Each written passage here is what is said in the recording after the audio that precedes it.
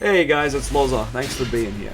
We're going to go through Ritual Dark Magician stuff today, because damn, Ritual DM's kind of insane. We're going to start with the Shining Sock DMG because she's awesome for Ritual-based Dark Magician stuff, and just kind of Dark Magician in general moving forward. We're going to pick up Shining Sarcophagus here. That's going to let us search the Dark Magician of the Shining Sarcophagus archetype as well.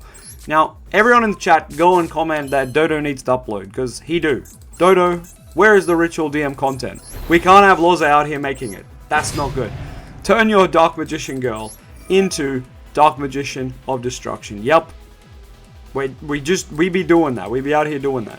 I know, crazy. Normally you want to turn this guy into Dark Magician of Destruction, so you can get the draw 2, because you have the girl, the boy. You can go Rod, Soul Servant, draw 2. I normally do that and get Gaze of Timaeus, but this build's going for ritual stuff, not fusion stuff, so let's lock in and go for it. So Rod's up next. Rod, could name a better combo. Rod with D-Mod. It's a match made in heaven, honestly. Soul Servant, absolutely crazy card moving forward with the deck, in my opinion. Alright, Soul Servant, go and get yourself... You ideally would get Illusion of Chaos, but we're going to skip that step, you know. You get that if you need to put back something in your hand, right? You got that brick in your hand, yeah. Yeah, he can put it back for you and get the piece you need, great. But of course, playing in a draw and all that fun stuff. Magician Soul, send that Chaos Max to the grave. Not the Blue Eyes one, we ain't playing that cringe stuff, we playing the DM Chaos Max. Magician Souls can send some stuff to draw if you've got some filler cards in your hand here. We do not. We're just going to skip straight to the Breaker.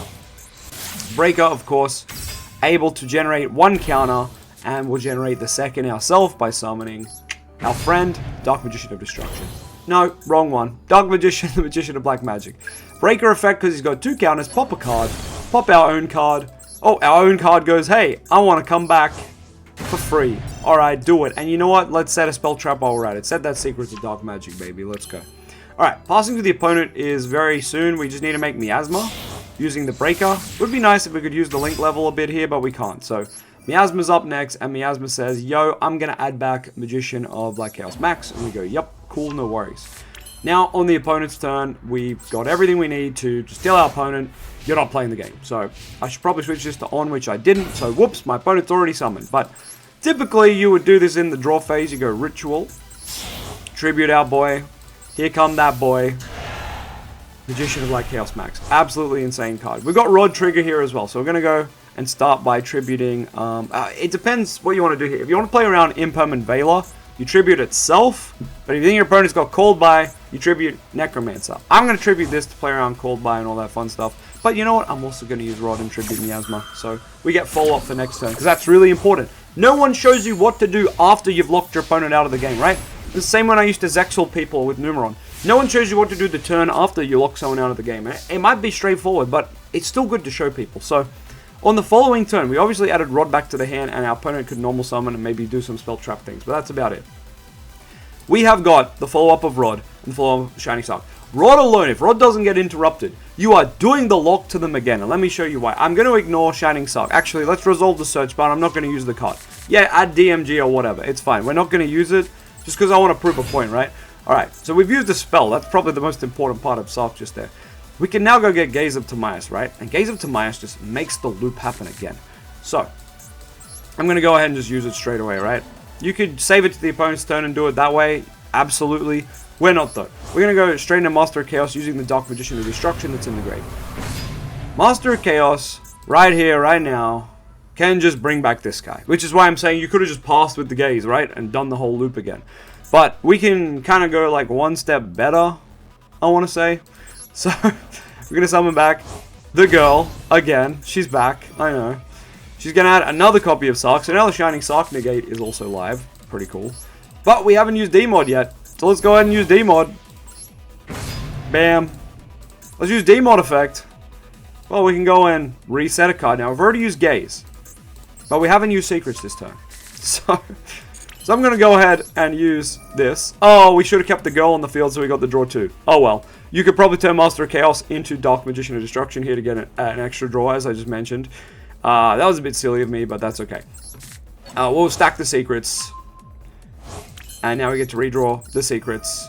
Once again, this could have been a draw 2 if I put the D-Mod slot here instead. So, there you go. Still, we can still perfect the combo further. Isn't that great? Alright, now's where you go to the battle phase and just start smacking. Absolutely smacking. So, yep, we'll tack in with this. Cool, tack in with this. Cool, tack in with this. Cool. Here's where we go secrets for game. I don't think it matters what you make. Like, pick your poison. They're pretty much all good. I'm gonna use the D mod on the field. Actually, I don't think it matters.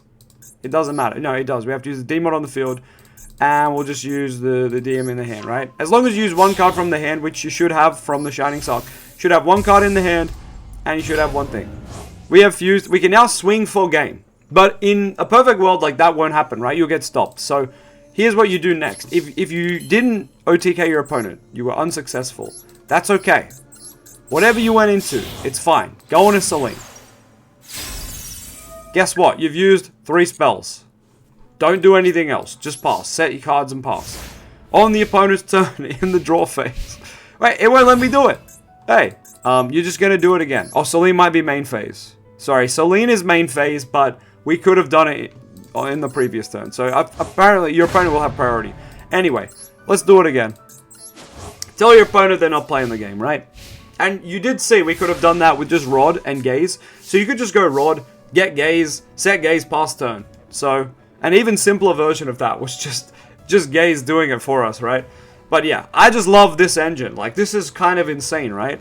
The fact that we can loop that our opponent doesn't get to play, kind of funny. I ain't gonna lie, I just spent the past like 2 hours trying to come up with ritual combos, but nothing really compares to what I just showed you of like a 1-card Dark Magician girl from Shining Sock. Like, that was the simplest combo. All the other combos, like I tried to make Illusion of Chaos on field, it's like a 3-card combo and you end on this and that's it. It's like, Ritual DM is so doomed because Gaze exists. Because Gaze is like a 1-card fusion, obviously you need the fusion piece DM or DMG, but because it's like, it's simplified the fusion mechanic, right? We kind of need the ritual variant of Gaze for, you know, Ritual DM to kind of be viable. That's my opinion though. I'm sure some Ritual DM players can cook, but I'm not a Ritual DM player. I don't got the brains for it. But anyway, if you find some Ritual DM combos, let me know down below. I can't seem to find things that aren't like 3 or 4 card combos, which just feel horrible. Or maybe they're a 2-card combo, but the end board isn't as good as the DMG single card combo, really. So what's the point?